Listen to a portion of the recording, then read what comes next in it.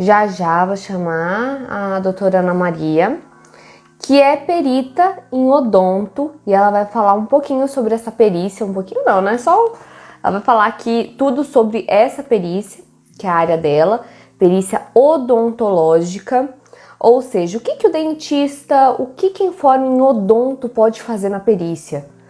E vocês sabem, né? Perícia odonto muitas vezes é feita para reconhecimento. Então, em acidentes, a gente vai falar sobre tudo isso. Deixa eu falar aqui. Ana Maria, vou convidar você. Doutora Ana Maria. Olá, doutora Ana Maria. Boa noite. Tudo jóia? Tudo bem, e você? Maravilha, melhor agora, falando com você.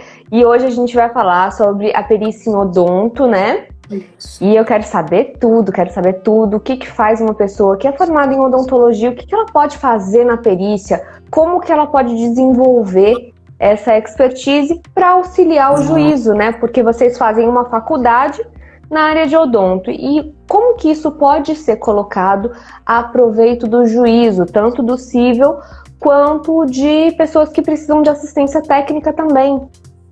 Certo. Bom, já temos até perguntas aqui. Gente, as perguntas a doutora Ana Maria vai responder depois, tá bom? Mas daí já tem uma pergunta aqui sobre dentista militar, tá? Pra gente responder no final. Antes eu vou dar uma breve abertura, tá bom? Deixa eu ver quem é que fez essa pergunta. Ana Beatriz, a gente vai deixar as perguntas pra depois, tá bom? Porque a gente tem um roteirinho, aí depois a gente vai pro dentista militar, depois eu quero saber isso também.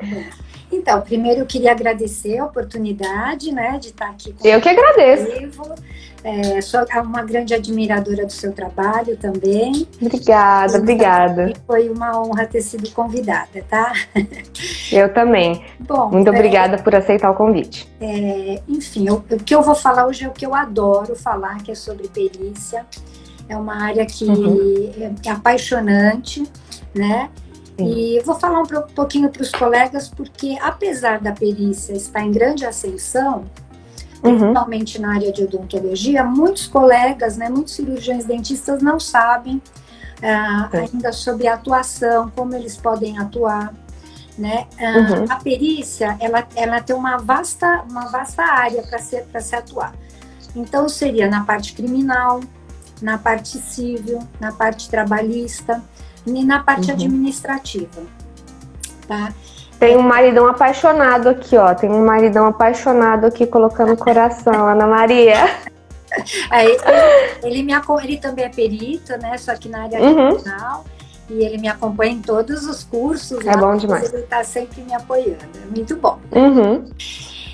Então são todas essas áreas, né, de atribuição. É muito importante porque os dentistas muitas vezes não conhecem essa atribuição da odontologia, né? Ela fica muito focada para o consultório. E nós percebemos que nessa pandemia, a nossa profissão, que focou só o consultório, ficou perdida, porque nós tivemos que fechar o consultório por alguns meses. Então foi um choque para muitos, né? E a odontologia na área da perícia, ela permite, principalmente na área civil, trabalhista e administrativa, atuarmos à distância. Então, isso foi um grande ganho, né, para os dentistas que já trabalhavam com isso, poder continuar trabalhando, que foi o meu caso, né? Então, é muito importante. Bom, eu vou começar a falar um pouquinho da área criminal, que é a área que nós podemos atuar. O cirurgião dentista, para atuar como perito na área criminal, ele tem que prestar concurso, tá? Isso é muito importante a gente entender. Por quê? Aqui em São Paulo, por exemplo, não existe a profissão do odontologista. Mas em 17 estados da nossa União, existe a profissão odontologista. Então, o que seria? Sim, são 3 profissões, né? Médico, dentista e eu acho que farmacêutico ou biomédico. Tem 3 que trabalham no IML, 3 profissões. Agora eu não lembro de cabeça, mas o dentista é uma dessas profissões. Principalmente para reconhecimento, né? Exato. Eu acho que só o dentista pode fazer um reconhecimento de arcada dentária, por exemplo. Exatamente. Então, e aqui em São Paulo, por incrível que pareça, não existe essa profissão. Nossa, o maior IML não tem? Não existe. Aqui, precisam criar, então. Quando a gente presta o concurso para atuar como perito criminal, a gente presta o concurso de perito criminal. Sim. Então você acaba entrando numa área genérica, né? Uhum. Não, você não entra como odontologista, Uhum. tá? Então você acaba fazendo Entendi. coisas genéricas ali na perícia criminal, não Local de especificamente crime. exatamente balística, local de crime, enfim. Uhum. Acabam que você pode ser direcionada a algumas Sim. atividades ligadas à tua área, mas não existe especificamente o odontologista. Nos estados onde existe o odontologista, então ele vai trabalhar no IML, no Instituto de Criminalística, com identificação humana, com a tanatologia, que é estudo da morte, né? Estudo Uhum. de manchas, estudo da mordida, a identificação de criminosos. Então aí fica bem... Teve um caso muito interessante aqui no DF, que inclusive eu conheço a dentista que fez. E foi o seguinte, uma menina, ela faleceu e foi encontrada no lago, e ela tinha um relacionamento, e esse menino foi até um dos suspeitos. E ele tinha uma mordida dela no braço. E aí, depois dela falecer, foi registrada a arcada, foi feita a... Eu não sei como é que é o nome, mas enfim, coletaram a arcada dela, né? Fazem aquele molde, moldaram a arcada dela e depois viram se a mordida do braço dele era compatível com a arcada dela, e era. Exatamente. Então, foi um caso bem bacana que o odonto, não sei se seria o odontologista, mas o perito em odonto, ele faz essa parte. Então, eu achei bem interessante. É muito interessante. E uma coisa que é legal, que a gente tem que entender, é que nessa área criminal, na identificação humana, todos nós dentistas podemos atuar indiretamente quando nós estamos no consultório fazendo o nosso prontuário. Porque no nosso prontuário, você vai anotar ali os dentes que você tem restaurados, os ausentes, onde você tem uma região de implante.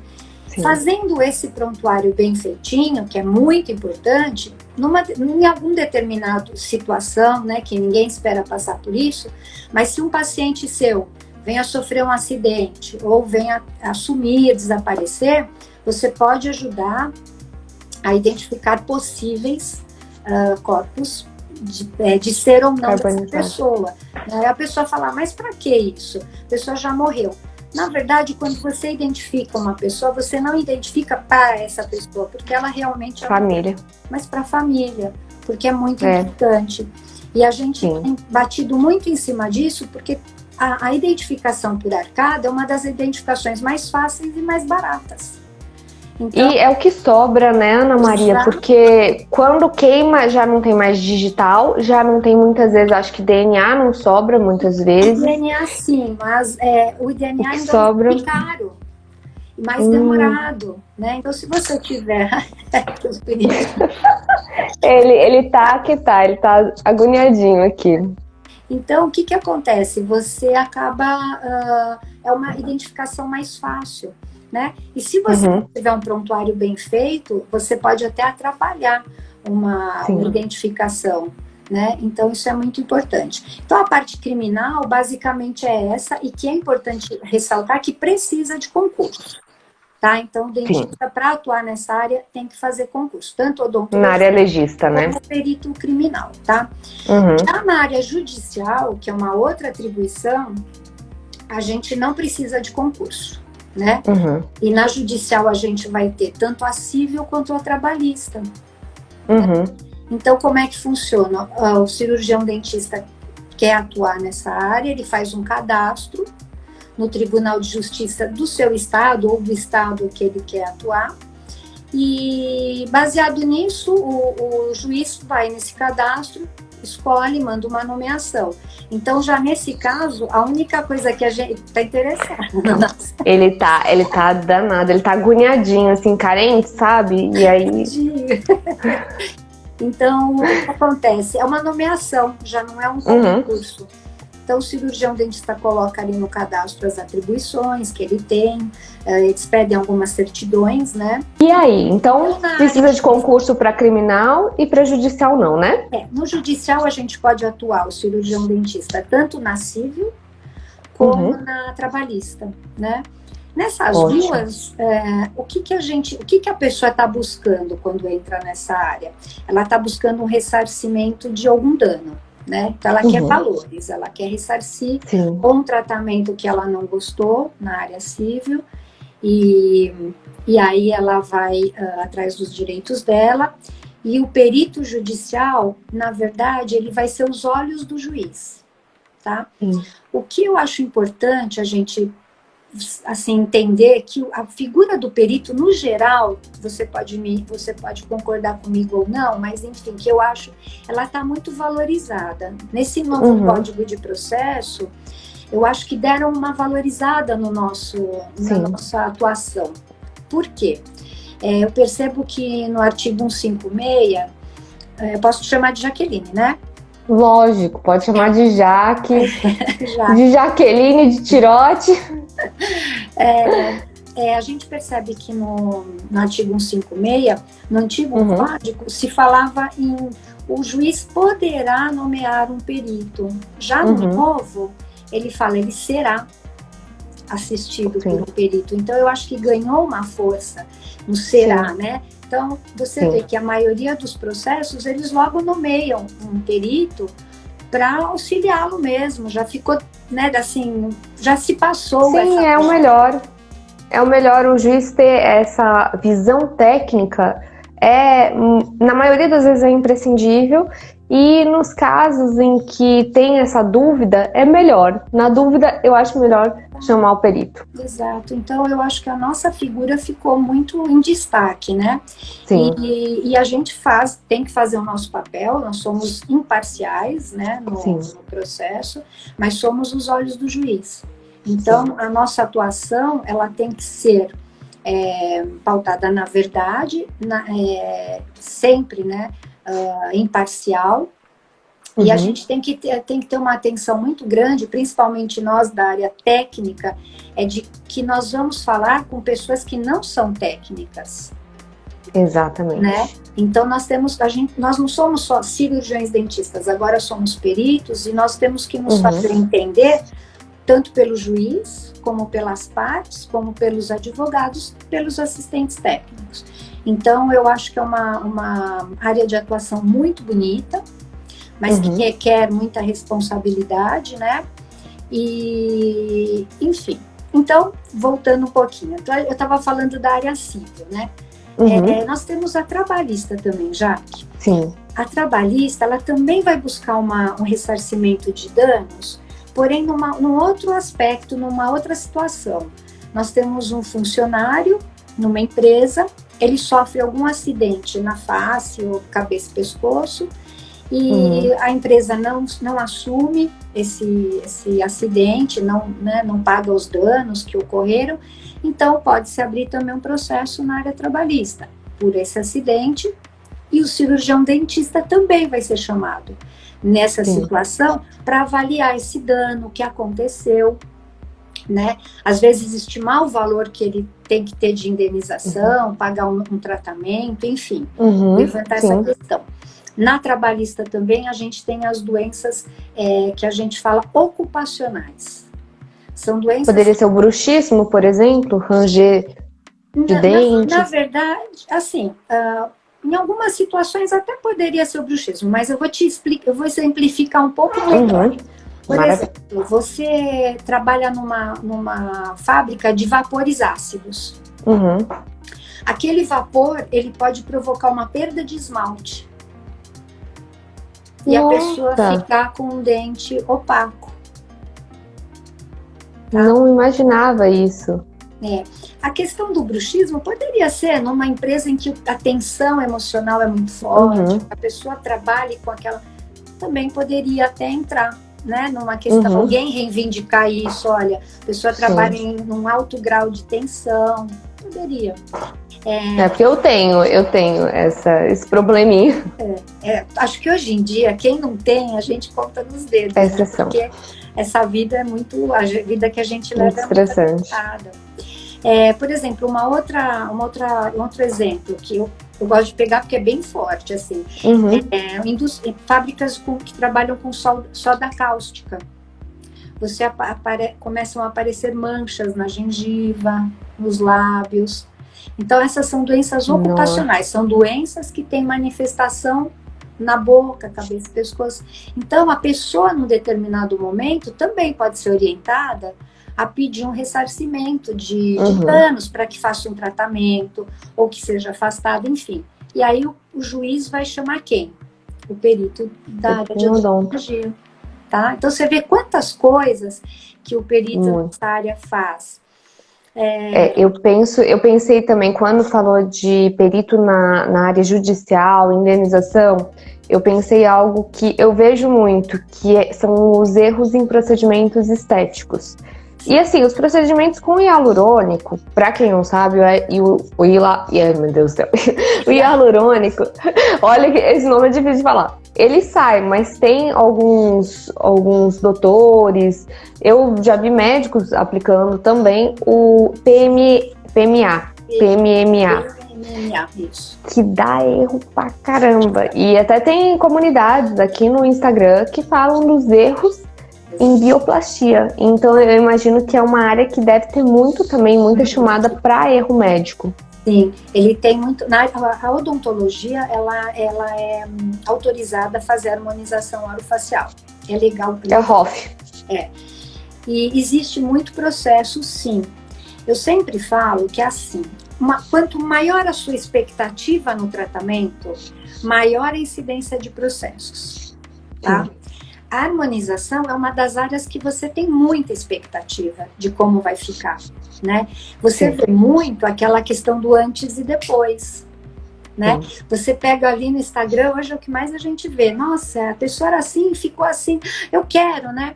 Eu quero essa mágica em mim, esse milagre. O que acontece muito? Veja bem, eticamente falando, não é errado você colocar o tratamento antes e depois. Não existe uma falta ética, tá?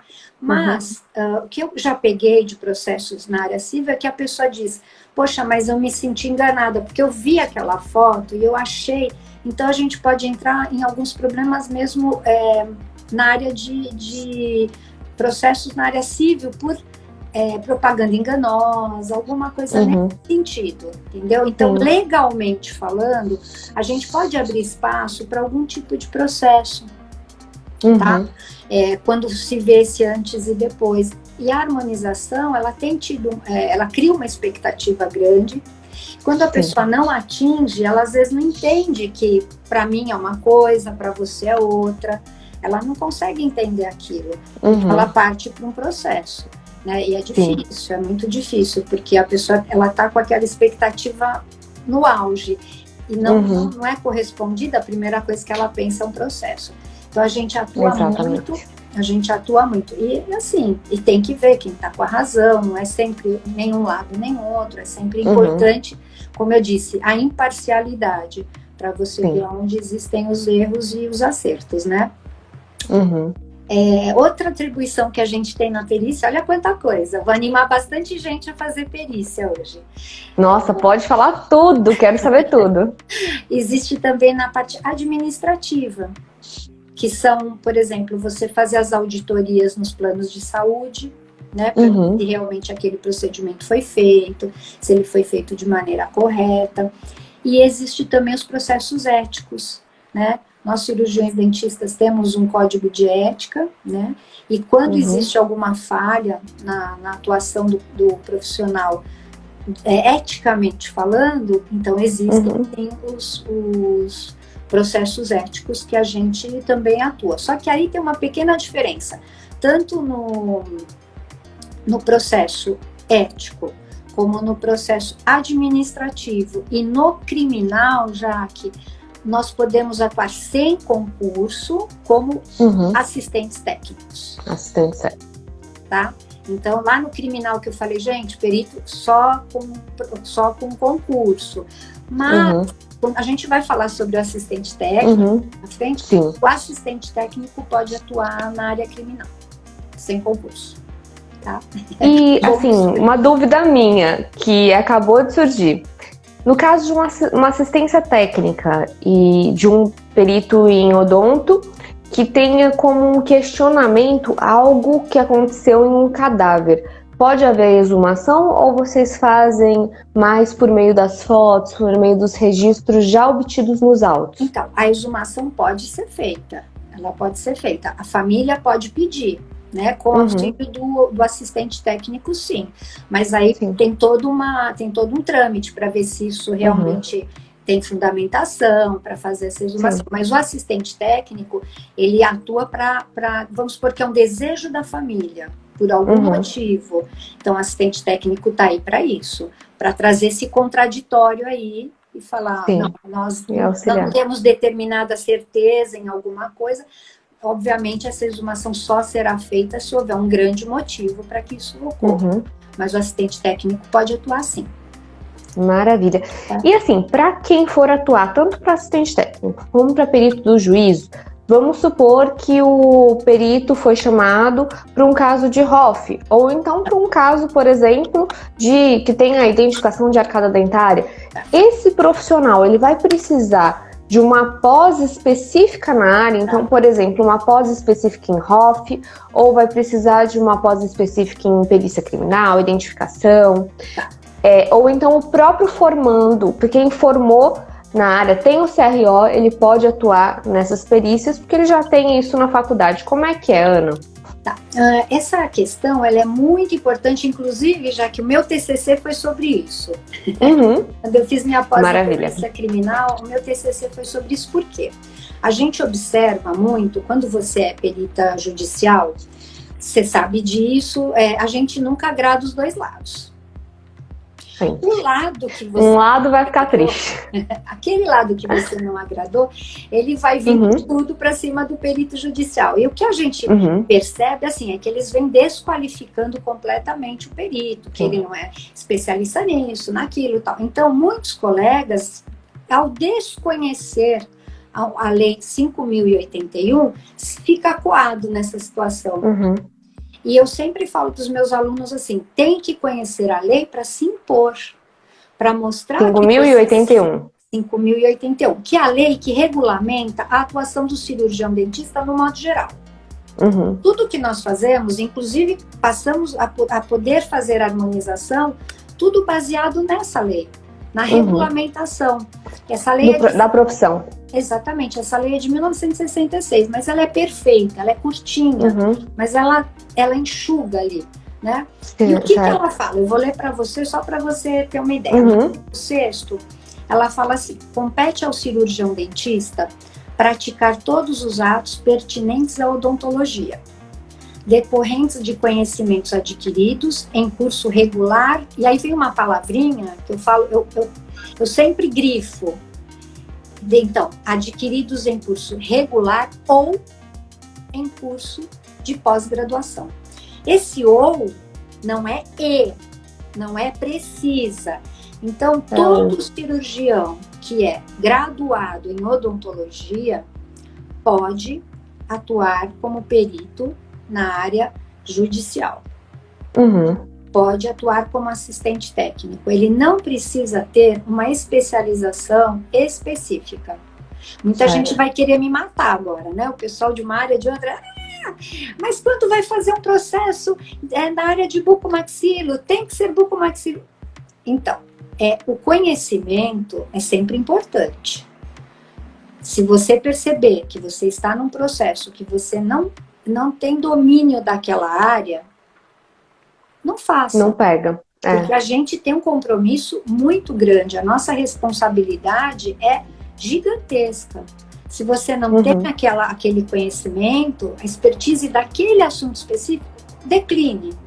Mas legalmente, nós podemos fazer sim. Qualquer que seja a área. Harmonização, bucomaxilo, endodontia, prótese, nós podemos. Nós estamos embasados por essa lei. Então, é muito importante. É muito importante a gente ter esse conhecimento de que o curso de graduação e você estar vinculado a um conselho ao seu conselho regional, né? Você tem que estar ativo. Isso é muito importante. E é obrigatório. É obrigatório. tá? Então, essas são as obrigações, tá? Agora, ser especialista, não é obrigação. Uhum.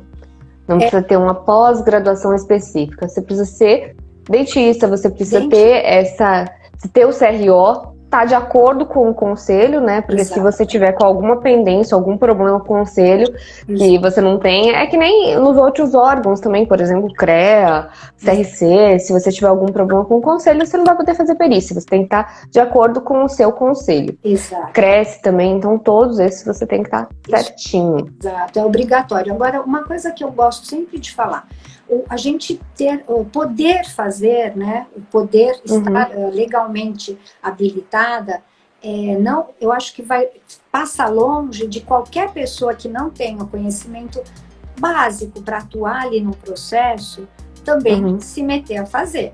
Eu sempre falo isso. Então, vai estudar, né? Foi o que a gente falou, o profissional tem que estar falando com o perito, ele vai falar com o juiz, ele vai falar com o advogado, ele tem que saber quais são os momentos jurídicos para ele atuar. Então, acho que o conhecimento, né, é importante. Eu sempre digo isso, conhecer, para não passar vergonha, né? Porque, pelo amor de Deus, a gente fazendo tudo certinho, de vez em quando leva umas... leva umas puxadinhas... Pois é, até acho interessante porque, por exemplo, o dentista, vamos supor, ele tem várias palavras, termos específicos. Vamos supor que o dentista ele coloca o dente lateral. Eu falo, que dente é esse? Mas se ele tem que demonstrar ali no laudo, ele vai demonstrar, colocar, é esse dente aqui que tá dando problema. Exato. Porque a gente conhece, assim, o siso, né? É o único dente que o pessoal sabe o nome. De resto, ninguém sabe. Então, apontar aquilo ali, até porque a parte vai saber, o advogado vai saber. Porque se você colocar só o nome do dente... ou o número, né, que também tem, eu não vou saber. Não, a gente tem uma nomenclatura que usa entre os colegas, né, de números, inclusive. Sim. Eu sempre oriento os meus alunos, eu falo, pessoal, vocês até podem pôr o número, mas entre parênteses, nomeiem o dente, para que fique mais fácil, né? A gente fala, tentar escrever de uma forma mais leiga, né, para que todo mundo consiga entender, fique menos difícil de compreender, né? Então, isso é importante. Então, o fato de não ser obrigatório uma especialização não nos desobriga a ter conhecimentos, né? Exatamente. Mas é muito bacana isso, e eu acho que nessa parte de harmonização deve ter muito, né, Ana? Porque é uma coisa que está sendo muito banalizada. Eu acho que muita gente está fazendo. E, assim, eu vejo muitos... Eu tenho harmonização, eu adoro harmonização, eu sou fã. E, inclusive, quem faz minha harmonização é um dentista, ele é de odonto, é o Dr. Bruno. E a equipe dele, o pessoal ali que faz isso em mim, e ajuda muito. Você vê que eu não tô...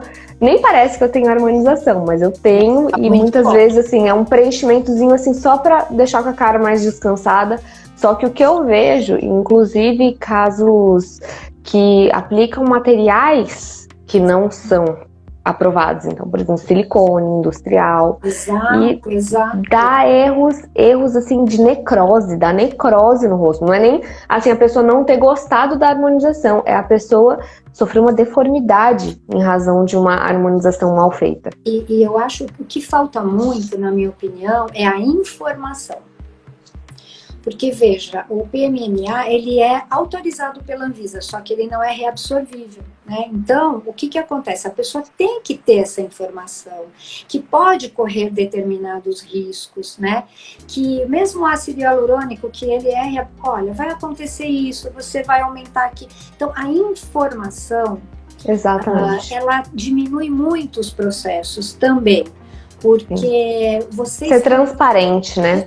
Você tem que informar não só a coisa boa, você tem que informar os riscos. Aonde você pode sofrer alguma coisa por ser natural, uma reação alérgica. Ninguém está livre de ter uma reação. E não é uma falta de habilidade do profissional. Não, é pode acontecer. Uma coisa que pode acontecer, e o paciente ele tem direito de estar informado.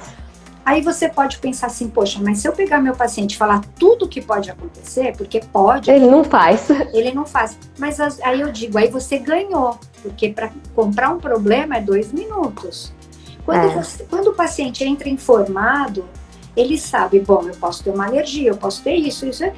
Aconteceu, não é justificativa mais o que você vai dar, porque você já avisou.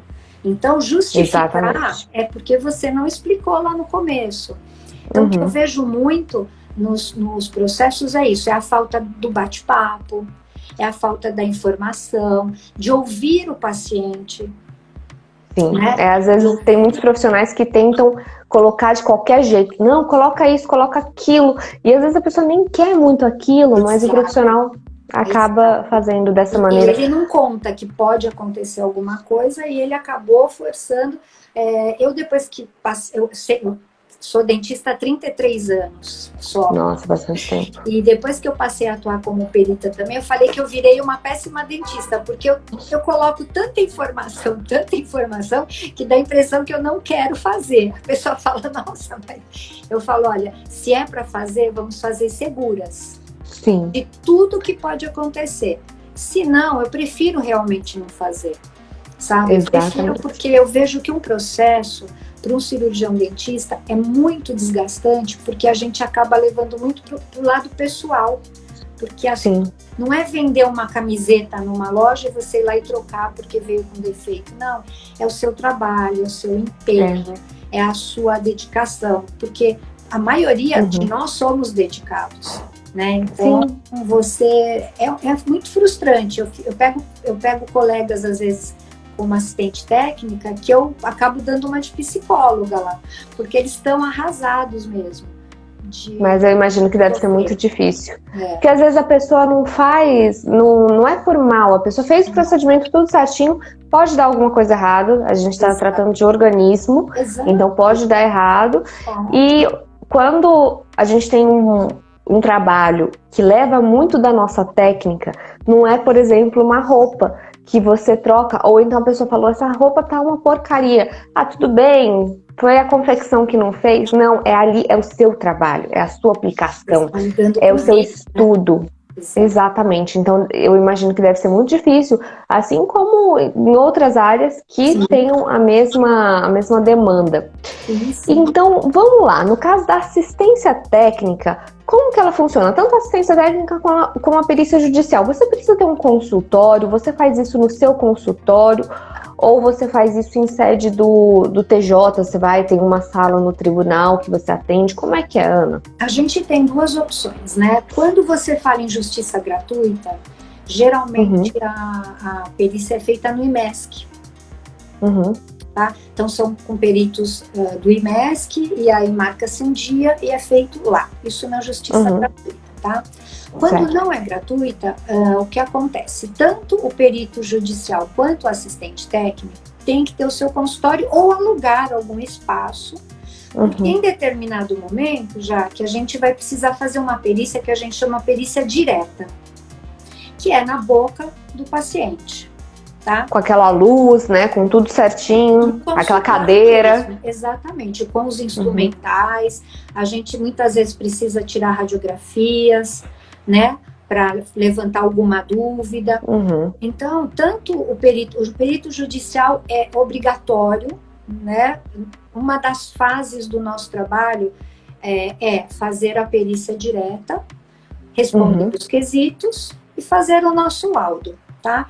Então, o perito judicial na odontologia, quase que 90% das vezes, precisa da perícia direta. Ele só não vai fazer a perícia direta se o paciente já tiver modificado a boca. Eu tive um problema com aquele dentista, mas eu entrei com processo, mas eu não quis esperar a perícia. Já resolveu. Mas dificulta muito para ele, porque não temos mais prova. Para provar, né? Mas tudo bem, acontece. Então, aí a gente não precisa da perícia direta. E quando, porventura, né, o paciente já faleceu, alguma coisa assim, você só tem os documentos. Então, aí a gente não faz a perícia direta. Mas, normalmente, precisa, e você precisa ter esse local, que pode ser o seu consultório, ou você pode alugar, né, por um período de um colega, ou né? Ou alugar mesmo de uma pessoa, mas precisa estar deitadinho lá, com a luz, com os instrumentais. Ter a estrutura. Uma câmera intraoral, às vezes, é importante. É importante porque essa perícia direta, já que vai fazer muito parte do teu laudo. Sim, você vai tirar as fotos, né? As fotografias, as radiografias. Então, ela acrescenta muito, né? A anamnese que eu vou fazer lá, que é ficar perguntando o que aconteceu. Então, e olhando o estado da boca do paciente. Então, isso é praticamente 80% do teu laudo. Tá? Então, é bem importante essa perícia, tanto para o assistente quanto para o perito judicial. Sim, é bom, né? E acho que deve ter até alguns profissionais que fazem aluguel de local. Sim. Eu já fui atendida por uma... Já tem bastante tempo, quando eu fazia harmonização, antes de eu fazer com o Dr. Bruno, eu fui atendida com uma profissional que ela atendia em vários lugares do Brasil. Ela vinha de outro local e fazia aqui em Brasília, e ela não tinha uma estrutura aqui dela, só que ela alugava. Então, também acho que pode ter essa possibilidade, não deve ser tão difícil. Às vezes a gente percebe, eu já fui em perícias como assistente técnica, que o perito judicial não sabia onde levantava a cadeira, você percebia que o portfólio não era dele, né? Não era dele. Não sabia onde levantava, onde ligava a luz, então você fala, é alugado. Mas porque quando o consultório... Quando o consultório é do perito, ele já faz assim, que nem dirigir carro, né? Já vai no automático. Exatamente. E tem muitos colegas que se dedicam hoje 100% à perícia. Então não tem por que ter um consultório ali, né? Só para realizar. E aí eu acho que é prático você alugar algum lugar assim. É uma bolsa. Maravilha. E a gente falou aí de consultório, sobre alugar. E eu queria saber quais são os casos mais comuns, porque às vezes, se não for muitos casos que dependam de escritório, às vezes o perito nem precisa ter. Então eu queria saber quais são os casos mais comuns que se atende, tanto na perícia judicial, na perícia trabalhista, na assistência técnica. O que é mais comum de você pegar aí nessa área, Ana? Por favor. Então, a assistência técnica, eu acho importante, eu queria só colocar um detalhe de assistência técnica, se você me permitir. Pode falar o que você quiser. Ele também é um dentista, que também tem que ser formado em odontologia, tá? Só que ele não vai precisar se cadastrar em lugar nenhum, tá? O assistente técnico. Como é que ele trabalha, esse assistente técnico? Ele vai trabalhar com as partes. Então ele é contratado ou pelas partes, o réu ou o autor, ou pelos advogados das partes, tá? E os honorários são pagos como se fosse um advogado, tá? É importante que ele é obrigatório ele ser formado em odontologia. E no caso do assistente técnico, já que ele pode ser parcial. Ele pode puxar a sardinha pro assistente dele. Mesmo porque se ele for contra o cliente dele, o advogado nem junta. Não adianta nem fazer o trabalho. Já dispensa. É duro que às vezes a gente, como assistente técnico, vê as coisas por um lado e o advogado vê por outro. Então é importante que a gente trabalhe em conjunto. Então um tem que muito importante o outro. Né, para a gente não falar linguagem diferente. E até mesmo, às vezes, uma verdade mesmo, que realmente não seja positiva para o seu cliente, você avise, olha, isso aqui não vai ser positivo para o cliente, mas vai acontecer, então você tem que ver como é que você vai ser, vai querer um acordo, vai fazer de uma maneira que o advogado possa também se posicionar da melhor maneira, no caso de uma perspectiva aí negativa pro lado dele da perícia. Eu acho que você não pode falar, eu não passo muito pano não, quando eu vejo um caso, eu já falo assim, olha, tá errado isso, tá errado isso, tá errado isso. É o melhor a se fazer. Eu falo pro assistente, pro advogado. Eu não vou falar isso no processo. Mas é bom que eles entendam aonde a gente não tem que chamar atenção. Não tem como mexer, né? Porque muitas vezes a gente vê assim, o planejamento do caso já está todo errado. Está todo errado. E aí as partes querem perguntar pro perito, o tratamento está correto? Pô, não está. Mas ainda fala que tá. Então eu falo, não faça essa pergunta, não vamos fazer essa pergunta, vamos evitar. Porque se ele virar e falar está errado, pode fechar o resto dos quesitos e ir para casa. Porque... Mas será que esse erro é explicável ou alguma coisa assim? Tentar fazer de uma maneira ali que seja menos prejudicial ao cliente ou que possa justificar aquele equívoco. Isso. O que eu sempre falo é assim, o assistente técnico não precisa mentir. Ele só basta ele enaltecer os pontos positivos. Porque em tudo tem pontos negativos e positivos. Então vamos enaltecer os positivos, né? Sim. E vamos esquecer os negativos, né? Vamos tentar deixar que a outra parte fale. Mas o assistente técnico tem que trabalhar assim. Não precisa mentir, não precisa fugir da sua ética, né? Mas eu acho que tem que enaltecer o que foi bom, o que o profissional fez de bom, ou o que o paciente fez de bom, né? Enfim, eu trabalho tanto com o cirurgião dentista como com o paciente. Eu faço assistência técnica de ambas as partes, porque eu tenho colegas que não fazem, né? Eles fazem só para o dentista, mas eu faço para ambas as partes. E tem processo dentro do CRO também? Tem. Quando o processo é dentro do CRO, ele só visa a parte ética. Tá? O CRO, isso é uma coisa importante, que as pessoas falam, eu vou denunciar esse dentista no CRO. O CRO, já que ele vai analisar aquela denúncia sobre a visão, sobre o aspecto ético. Ético, né? Ele não vai visar sobre erros técnicos. Isso compete à parte civil. Aí você tem que abrir um processo na área civil. Né? Na ética, é a parte ética. Então, muitas vezes, o cirurgião dentista também desconhece isso. Ele fala, não, porque a pessoa me denunciou no CRO e lá eles me absolveram, eu não fui condenado. Mas ele tem que entender que ele não foi condenado porque ele não cometeu nenhum erro, infração ética. Ética. Mas no caso do técnico, não. Pode ter cometido algum erro técnico. Uma coisa não mistura com a outra. Mas, bom saber. Mas uma coisa que é importante. Sempre que você tem um parecer positivo do CRO, é bom você anexar no teu processo, porque tem um pezinho ali. Sim, com certeza. O juiz também, às vezes, não tem muita noção que só é ética ali. Então, né? Então, eu sempre falo... Não, e é um ponto positivo, né, para o profissional. Exato, porque pelo menos não cometeu nenhuma infração ética, né? Enfim, a infração ética, ela não visa ressarcimento de danos, não visa valores, mas ela é punitiva, tá? Pode ser punido por advertência. Isso, você pode levar uma advertência sigilosa. Existe todo todos os níveis ali do grau de punição. Ela se assemelha já à parte penal, que se você for ver a criminal, ela é punitiva também. Ela não ressarce valores, né?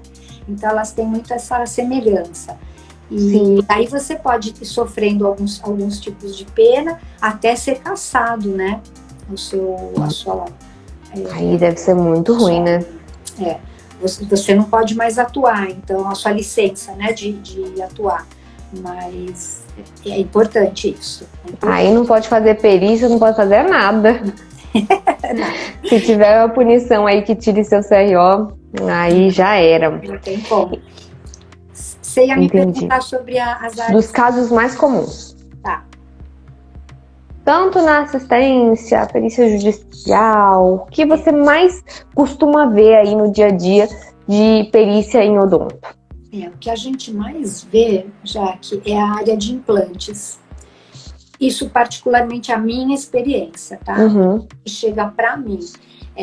Eu tenho visto muito essa parte de implantes. A harmonização, eu imagino, tá? Que ela ainda está começando. Eu acho que nós teremos muitos processos. Mas eu acho que ela ainda está começando, sabe? Mas a área de implante, a área de ortodontia, a gente pega muitos processos, mas para mim a campeã tem sido, na minha experiência profissional, o implante. Por conta muito dessa questão de informação, Uhum.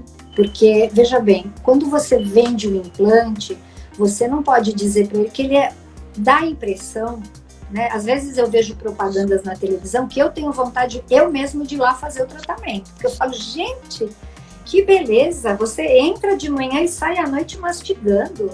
Eu falo, não, eu vou lá. É um milagre. Nossa, mas nem quando você coloca aparelho, no dia que você coloca aparelho é uma dor. Eu falo, gente, é sensacional, eu vou fazer, até eu quero ir. Então você vende uma ideia que, sabe, não existe. Não existe. Sim. Você vai fazer um tratamento que ele tem que osso integrar, ele precisa de um tempo, né? Como é que você, né, vende uma coisa assim tão maravilhosa? Tudo tem um tempo, um prazo para cicatrização, para você voltar à sua vida normal. Então eu percebo que às vezes um pouco essa falta de informação traz essa questão. E o implante, ele é um dos campeões na minha... Costuma dar muito problema ou só uma questão de não ter um cumprimento total do que foi prometido? Então, existem vários fatores, sabe, do implante, vários fatores. Primeiro, que eu pego muito, é quando não se pede todos os documentos necessários para se fazer um implante. A banalização, às vezes, do tratamento, ela é complicada. Você não pode achar que o implante é uma coisa completamente... Não, ele é uma cirurgia. E como qualquer cirurgia, requer muitos cuidados. Então, é importante que o profissional peça todos os documentos, todos os exames necessários. E que, por outro lado, o paciente faça também. Porque tem muito paciente, e já aconteceu isso comigo, que você começa a pedir muito exame, o paciente não volta mais. Não volta. Sabe? Ai, pelo amor de Deus, aquele dentista pediu exame disso, daquilo, não volta. Então, você aí faz no outro que não pede nada e faz tudo ao Léo. E acha, assim, sabe, que às vezes Deus ajuda, né? Dá tudo certo, ainda vai falar mal de você. Nossa, aquela dentista pede tudo quanto é exame, não precisa, eu fiz ali. Mas eu prefiro, eu acho que profissional que pede mais exame é porque tem muito mais, assim, nem todos, mas costuma ter mais cautela, porque você procura ver o que você vai fazer ali, o que você tem interno. Olhando por fora, não tem como descobrir, né? A cautela, eu acho que é uma coisa que tem que andar com a gente o tempo todo. Sim. Porque ela vai te norteando, né, para o sucesso. Então, você pode ter 10 pacientes, se 5 te abandonaram porque você pediu todos os exames, não faz mal. Esses outros 5, se houver alguma intercorrência, que pode haver, não foi por negligência sua. Exatamente. Né? Você pediu tudo, você fez. Então, o implante, eu vejo às vezes a falta dos exames necessários causa muito problema. Vejo também que às vezes a colaboração do paciente também não é a ideal. E isso pode ser verificado, né, na perícia. Se foi por problema do profissional ou se foi por erro do paciente, porque às vezes o paciente também é displicente. Exato. Não é tudo do profissional. Não. Se eu não cuidar de algo, pode dar errado. Exato. Você vê, na harmonização, uma coisa que me chamou a atenção outro dia que estavam falando, que estava dando muito problema, são pessoas que às vezes fazem harmonização e tem bichinho de estimação e o bichinho lambe a região. Nossa.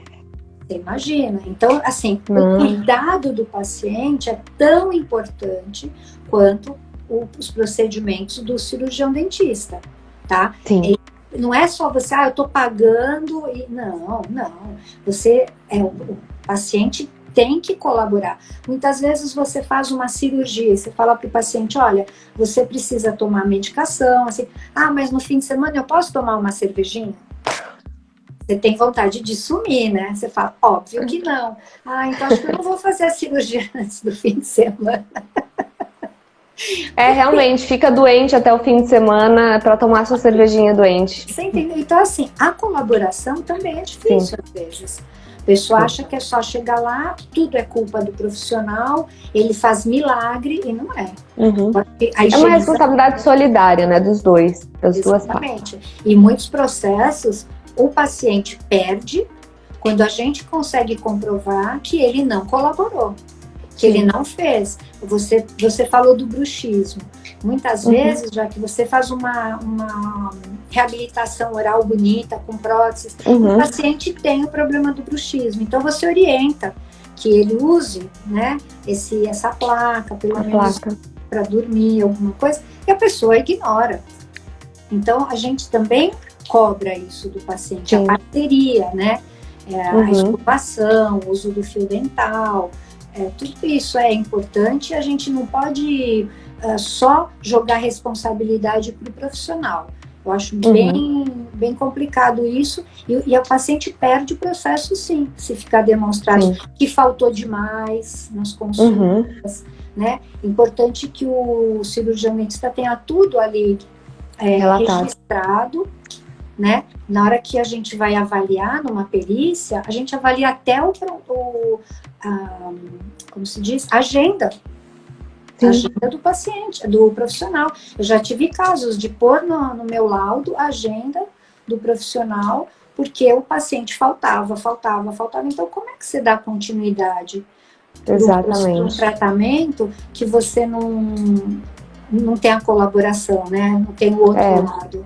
É complicado. E tem que sempre mostrar o outro lado, né? Porque às vezes todo mundo cai em cima do profissional. É tudo culpa do profissional. E não vê que não é só o profissional. Não. Teve um caso que, agora eu lembrei, que foi de um dentista. Aqui, eu ouvi falar, eu não cheguei a ver esse caso, não cheguei a ver perícia. Mas foi o seguinte, uma menina, ela fez um tratamento de aparelho, né? Ortodôntico. Um tratamento ortodôntico, e aconteceu dela perder todos os dentes. Então, não sei o que pode ter acontecido, mas às vezes não investigaram antes, não pediram algum exame, e às vezes deu uma perda óssea, né? Pode acontecer. Pode, por erro, erro do profissional, provavelmente, mas a higienização dela também é importante, né? Eu não vou dizer para você, foi isso ou foi aquilo, a gente seria um erro da minha parte, mas a gente precisaria avaliar toda a documentação, como chegou arcada, como que aconteceu, o profissional iniciou esse tratamento, como era a tábua óssea, como era, e como ao longo do tratamento, quanto tempo durou esse tratamento. Também tem isso, um tratamento muito prolongado provoca muitas perdas ósseas, mas a higienização do paciente também é importante, o cuidado, se ela ia em todas as consultas para ajuste, também, né? Então, tudo isso é muito, a gente que está na área de odontologia, existe uma gama de situações que você às vezes não acredita que pode acontecer, só avaliando com muito critério, sabe? Sim, mas a gente tem muito aqui na face, a gente pode ter muitos problemas, muitos mesmo. Então, assim, é uma parte do corpo que, primeiro, que a gente não vive sem. A gente vive sem um braço, sem uma perna. Sem cabeça, não tem como. Não tem como. E, realmente, a gente tem a parte dos dentes, que é algo muito mais... É muito complexo, né? Exato. E quando eu fui fazer meu aparelho, eu lembro que a doutora, ela pediu... Assim, era o valor do aparelho, tudo em exame, Ana. E ela pediu tudo, e eu falei, doutora, não tem como não deixar de fazer? Ela falou, quero todos os exames. Ela falou assim, olha, você pode ir em outro laboratório, mas faça todos os exames. E assim, ela foi super cautelosa, foi uma pessoa que fez tudo assim, muito certinho. Ela exigia exame o tempo inteiro. Exame não, né? Raio-X. Ela exigia o tempo inteiro, toda hora, olha, faz isso daqui, deixa eu ver se o dente tá virando, deixa eu ver se isso daqui tá assim. Toda hora, mas assim, eu sei que o profissional, muitas vezes, quando ele preza por uma qualidade, ele vai exigir também muito do paciente, então o paciente tem que cumprir. E se o paciente for um bom paciente também, ele vai cumprir. Você sabe o que vai trazer para você? Vai trazer confiança, vai trazer tranquilidade, porque você vai falar, poxa, ela tá fazendo, você sabe que aquilo é o certo. Então, quem tá na chuva é para se molhar. Ou bem você vai fazer um trabalho bacana ou nem começa. Nem começa. Se não for fazer bem feito, nem começa. Não, eu acho isso. Então, às vezes, o barato sai caro. Eu acho que esse ditado é perfeito na odontologia, né? E esse foi o caso que assim, me chamou muita atenção, porque eu fiquei sabendo disso antes de fazer o meu aparelho ortodôntico. É assim, né? A gente E aí eu falei, meu Deus, que medo de fazer aparelho ortodôntico e cair todos os meus dentes. E eu fui nela justamente pela confiança e por ver que ela era uma profissional muito cautelosa. E eu queria saber de você, qual o caso que mais te marcou? Tanto pro positivo, que assim, nossa, foi uma coisa assim que deu muito certo, que a perícia mostrou algo que tava ali nebuloso, e uma que não foi tão legal assim, que você falou, poxa, podia ter dormido sem essa. Me conta os 2 casos aí que mais te marcaram, Ana. Olha, primeiro eu queria contar uma coisa que para mim, assim, eu fiquei chocada. Foi um caso que aconteceu de uma paciente que ela fez 2 próteses, a gente chama de dentadura, né? 2 próteses totais. E ela se negou a pagar, porque ela falou que a prótese estava muito mal feita. Bom, enfim, o dentista, ele acionou essa senhora porque ele queria receber, né? Enfim. E aí ela falou mal da... Então tá bom. Então chegou-se à conclusão na audiência de que ele iria devolver o dinheiro para ela, porque a prótese era terrível e tal. Só que a sacada do advogado do dentista me deixou surpresa, né? Ele falou, ok, então a senhora quer o dinheiro de volta, tudo bem. Só que então a senhora me devolva as dentaduras. E ela não, e todo mundo na audiência, e ela teve que pôr as 2 dentaduras num saquinho. Nossa, mas foi assim. Você não começou a rir, não? Olha, na hora eu fiquei tão chocada, porque... E aí, o que o advogado, você vai saber melhor que eu, e ele argumentou que seria enriquecimento ilícito. Ela querer o dinheiro de volta e ainda ficar com as próteses, né? E será que não aceitou? Não caberia uma responsabilidade também do protético? Então, o protético, como ele é contratado pelo cirurgião dentista, a responsabilidade sobre o protético é nossa. Porque nós indicamos, isso é uma coisa importante, nós indicamos aquele profissional. O paciente não teve ali a possibilidade de escolher um protético. Entendi. Né? Eu não quero esse, eu não quero aquele. E uma coisa que é muito importante para os colegas saberem, quando eu indico um colega, por exemplo, eu digo, Jaque, vai na doutora X fazer o tratamento endodôntico, por exemplo. Se der problema nesse seu tratamento, eu participo do processo também. Porque eu te indiquei especificamente para aquele profissional. Agora, se eu disser para você, olha, você precisa procurar um endodontista e você tiver a possibilidade de escolha, você vai no que você escolheu, né? O que você... Então, aí a culpa não vai cair no dentista que pediu o tratamento endodôntico. Porque isso acontece muito na odontologia. Você... não faz todas as áreas e você encaminha para a maioria. Mas você não necessita especificamente indicar um colega. Então veja como muitos colegas não sabem disso. É importante saber. Quando você especificamente indica para se ocorrer algum problema, você participa ali, você pode ser acionada também no processo. É importante. Eu não sabia disso. Tem a minha dentista que fez o aparelho ortodôntico, ela me indicou posteriormente, porque eu fiz vários tratamentos, Ana. Já fiz o tratamento ortodôntico, que foi meu primeiro tratamento, fiz a cirurgia para aumentar, para tirar um pouco da gengiva, fiz resina e, por último, eu fiz as lentes de contato.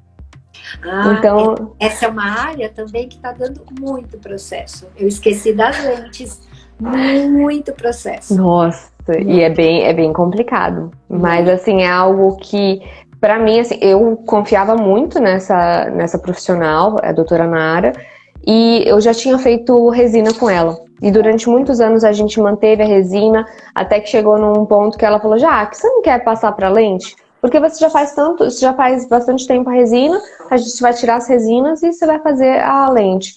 E ficou um trabalho muito bom, graças a Deus deu tudo certinho. Eu acho assim, a gente tem muito processo nessa área, sim, mas eu vejo que os processos dessa área, eles são exatamente por 2 motivos. Primeiro, a falta de informação. Porque muitas pessoas não sabem, por exemplo, você já tinha uma resina aí, você já tinha um desgaste nesse elemento e você mudou o tratamento. Mas esse dente, você sabia que ou você punha resina ou você punha faceta, né? Exatamente. Agora, existem casos, Jaque, que as pessoas têm os dentes íntegros e elas querem colocar as facetas. Ok, né? Só que elas têm que ser informadas da irreversibilidade disso, porque para colocar as facetas eu preciso fazer um desgaste nem que seja mínimo. Nem que seja mínimo. Então outro dia eu ouvi um termo que eu achei muito engraçado, prótese dependente. Nossa, como é que é isso?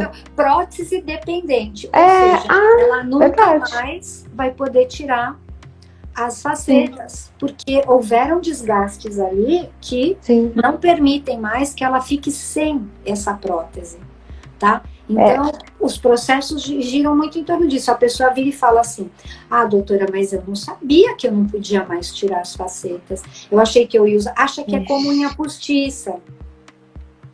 Né? Você cola a unha postiça, depois você não gostou, você tira, você tá com a sua... Não, infelizmente não é.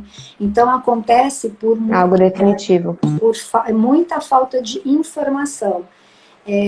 A questão das lentes. E também a gente vê muito erro técnico nas facetas, muito. Tem faceta que cai também. Então, no meu caso, foi até que bem tranquilo. Nunca caiu. Mas a faceta pode cair. Tá? E não é problema do dentista. Então, ela não é definitiva. Não existe uma prótese que você diga assim, olha, eu vou colocar em você e nunca mais você vai precisar trocar, refazer. Não existe, né? E eu sempre falo, gente, vamos pensar como ela é colocada. Ela é colada. Hoje existem materiais fantásticos para que ela não se solte. Eu vejo lentes de contato, as facetas, são trabalhos de artistas realmente maravilhosos. Mas o que é legal, a boa indicação. Quando ela é uma indicação correta, ela é para você precisa disso. E não simplesmente falar, não, todo mundo pode fazer. Todo mundo pode fazer faceta, está indicado para todo mundo. Né? Eu peguei um caso que eu fui assistente técnica, que exatamente a minha cliente, que era dentista, foi processada porque a indicação estava errada. E eu não passo pano. Falo, gente, tá errado. Não era para esse caso, entende? Então, eu vejo as facetas, eu acho que tá ali com os implantes, viu? Nossa. A gente pega muita coisa. E aquela questão da expectativa, né? Sim.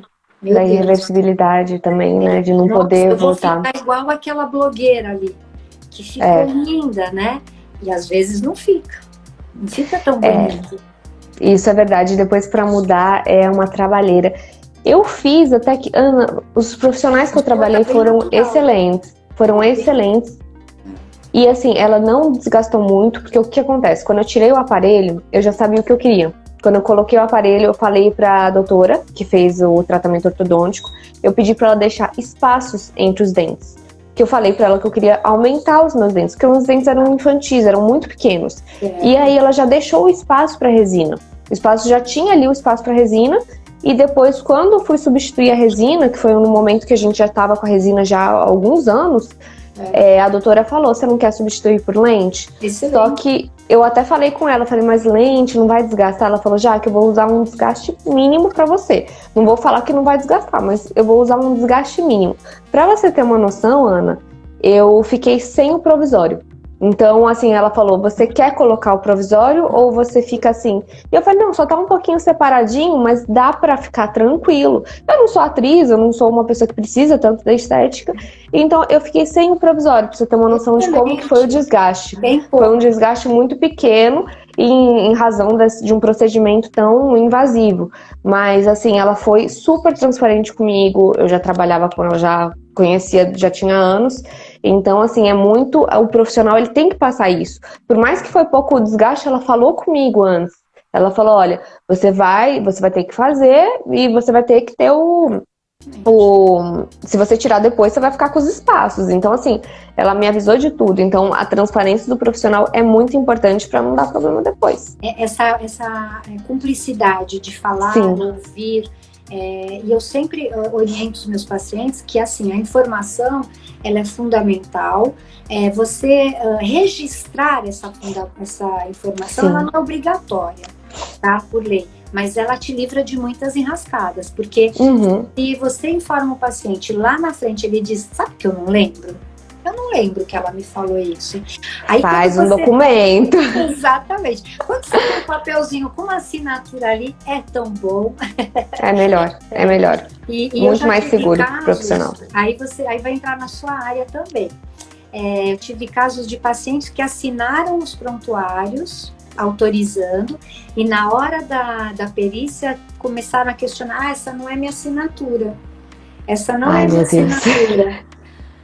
Faz preencher a data também, para ter mais elementos ali para a perícia grafotécnica. E se der problema na perícia grafotécnica, me chama, estou aqui, posso ajudar. E você vê, se é uma pessoa mal intencionada, ela pode fazer uma assinatura ali disfarçada, para lá na frente falar, não fui eu, e aí não bate. Então, assim, tem de tudo. Tem de tudo que você pode imaginar. Eu já vi muita coisa, e assim, tem coisas que você no fim depois dá risada, tem coisas que você vê, são tristes, né? Pacientes que às vezes vêm a falecer por problemas de tratamento. Então, é muito triste. Tem muita coisa triste, né? E muita coisa que depois você até ri, porque você fala, não é possível que eu presenciei isso, né? Mas então, teve o caso da dentadura, e qual o outro caso aí? O da dentadura foi o que você achou mais engraçado? Eu achei mais engraçado. Eu tive um caso que, assim, esse foi um pulo do gato, né? Que eu posso dizer que eu fiquei contente com o meu trabalho. Vou jogar um contente agora. Ah, quero saber. Teve uma paciente, uma dentista que eu defendi, né? E que o paciente foi ao consultório, fez um tratamento e depois de uns dias ele voltou se queixando de dor na região que ela tinha tratado. E ela, assim, na boa fé, né, fez uma radiografia e falou para ele, olha, tem um objeto aí que parece uma agulha fraturada. E aí a gente conversando, e eu acredito nela, porque ela é minha cliente, eu acho que ela não teria como, porque realmente ela falou assim, Ana, eu não quebrei nenhuma agulha, eu fiz o tratamento normal e tudo, e eu não quebrei nada, eu teria percebido, tá? E o paciente falava que era ela. Quando eu peguei o caso, eu pensei, gente, esse caso está perdido, porque como que eu vou comprovar isso, né? Ficou muito complicado para mim comprovar. Porque aí, e ela, na inocência, ela ainda disse, parece uma agulha fraturada. Então ele usava desse argumento. Não, eu cheguei lá e ela mesma disse que era uma agulha fraturada. Então aí, nesse processo, precisou de muita expertise para tentar tirar o foco do fato dela, teoricamente, ter confessado. Ela não confessou, ela viu uma imagem. E aí o que eu fiz? Eu peguei todos os exames de imagem e em nenhum eles diziam é uma agulha fraturada, é um objeto estranho. Então eu fui me baseando nisso na minha defesa, é um objeto estranho, E aí foi indo tudo, e o perito judicial foi totalmente favorável ao paciente. Ele falou, não, isso é uma agulha fraturada e provavelmente fraturou na consulta com ela. Muita coincidência. E ela ainda diz que é uma agulha fraturada. E aí o que aconteceu? No meu parecer, eu pus uma panorâmica, né? Onde aparecia essa agulha fraturada. E o que eu detectei? Isso eu acho que foi o pulo do gato. O que eu detectei? Que ele não tinha os terceiros molares, que é um procedimento muito mais invasivo do que o que ela tinha feito, que necessitaria de muito mais anestesias naquela região do que o que ela fez, que ela tinha feito só uma restauração. Então eu questionei o seguinte: o senhor tem uma radiografia antes da consulta com a minha cliente? Não. O senhor tem uma radiografia logo após a sua extração dos dentes do siso? Não. Então aí eu criei na cabeça do juiz uma dúvida. Sim, e realmente não tem como não. E o perito se foi ele não tivesse totalmente favorável a ele. E quando saiu o laudo, esse foi um dos casos que eu fiquei bem feliz.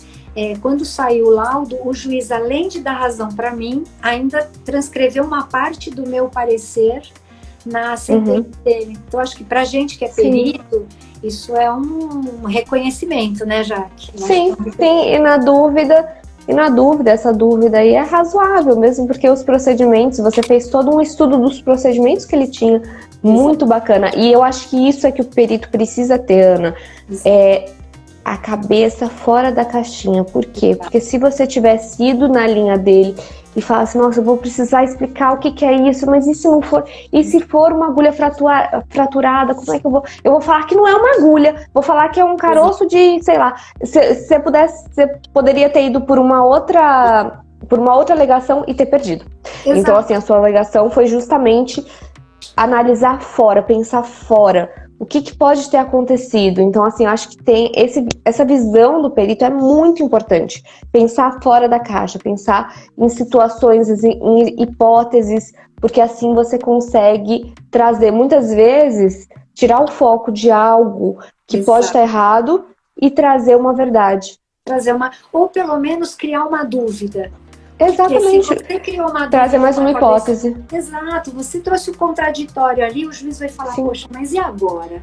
Vou condenar? E se não for realmente? Então, acho que o papel do assistente técnico, né, nesse caso, é trazer esse contraditório para o processo e de forma honesta, sem você mentir. Você poderia ter ido por uma outra linha, ter falado, não, isso aí é aqueles negócios de... qual é o nome? De pipoca, né? Falar, não, isso aí poderia ter ido numa mentirada que o juiz ia olhar e ia falar, essa perita tá viajando, né?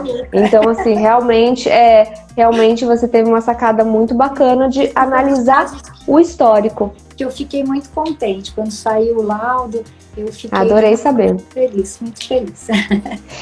Vamos às perguntas, Ana? Vamos. Vamos lá.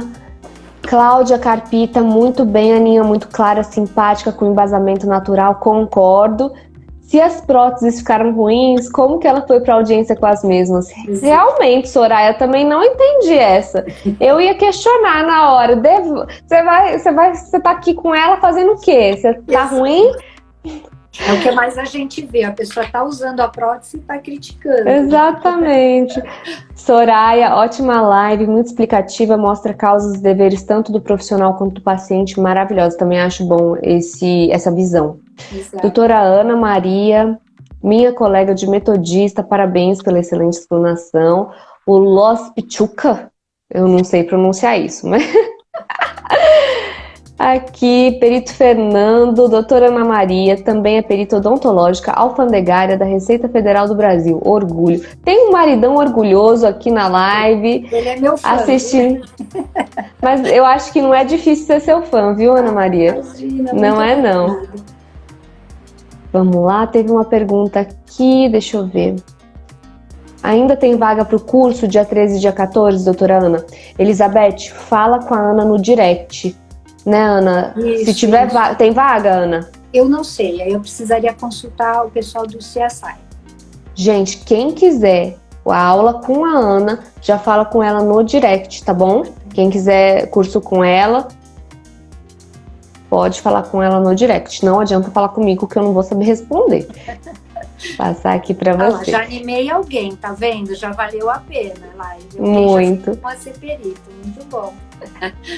Parabéns pelas explanações. A Gladys teve uma pessoa que fez uma pergunta aqui no comecinho da live, tô tentando caçar ela, foi sobre perícia dentista militar. Aqui, boa noite, doutora. Dentista militar pode ser perito judicial?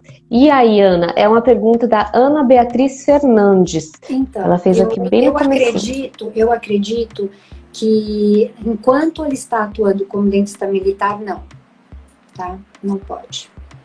Tá? Certo. Então, como militar, não, né?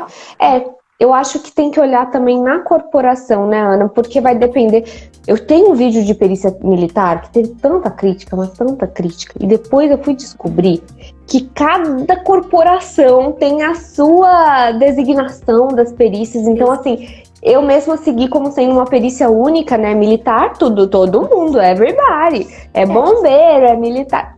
Não. Eu, assim, com os conhecimentos que eu tenho, já que eu acredito que não, mas posso até pesquisar também para responder até com mais. Pode me pedir no meu Instagram, quiser. Mas, assim, eu, com os conhecimentos que eu tenho hoje, eu diria que não, tá? Que não pode. Tá certo? Mas, como você disse, às vezes tem algum tipo de diferença de uma corporação para outra, eu posso até pesquisar melhor, mas acho que como perito judicial, não. Como assistente técnico, talvez, porque eu te disse que tem muito menos requisitos, né? Assistentes. Mas perito judicial, acho que não poderia. E a perícia militar eu acho um assunto bem espinhoso, porque cada um vai ter, a gente dá uma resposta categórica, abrangendo tudo, fica mais difícil, porque eu tenho um vídeo que foi severamente criticado. Então não vamos dar uma resposta 100%, vamos falar aqui, vamos pesquisar, porque é bom ver. É sempre bom a gente conhecer mais sobre essa área. A área militar, ela tem inclusive especializações para essa área, né? Para a atuação da área militar. Sim. Não, então, esse eu acho até bom ela ver no órgão, ver se tem algum impedimento, porque bombeiro, por exemplo, eu conheci um bombeiro que ele queria fazer perícia judicial na área de grafo, e um colega falou, olha, dá uma olhada lá na corporação, e a corporação falou que ele não poderia. Isso, e ele era bombeiro. Então, assim, militar. Cada militar é um tipo, e aí um outro perito militar falou que não, que ele podia. Então, assim, vai depender, ele era da polícia militar, eu acho, ele era perito, eu acho que da polícia militar. Então, assim, vai depender muito de cada corporação. E como chama militar? Essa que perguntou?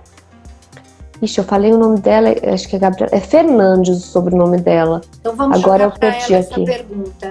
Para ela, pode, se ela é militar, para ela trazer para a gente, que é sempre bom a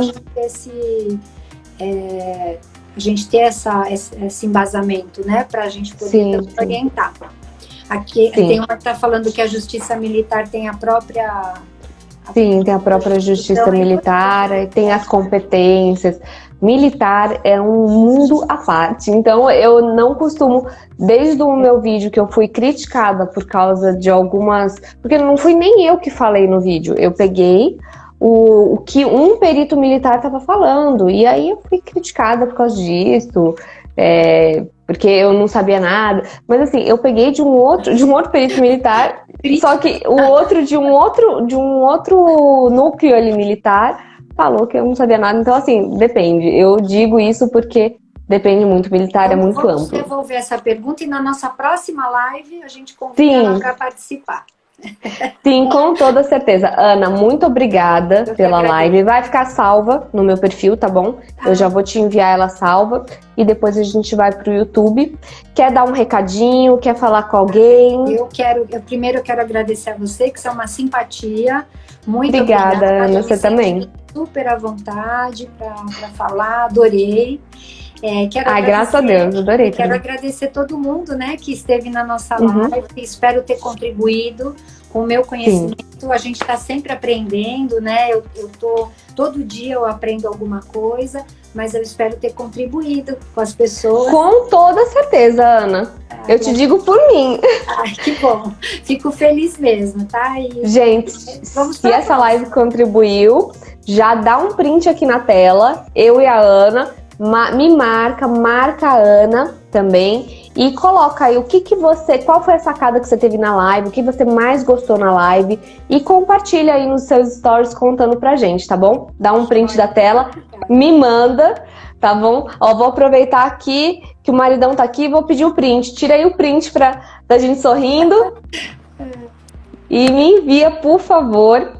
E até a próxima, Ana. Foi um prazer falar com você, foi um prazer tanto de conhecimento que você passou e acredito que você vai trazer a luz para muitos dentistas aí, muito pessoal da Odonto que está pensando nessa área, tá bom? Tá, muito obrigada. Um beijo, Ana, muito obrigada. Fica com Deus. Até. Tchau. Você também, tchau, tchau, até mais.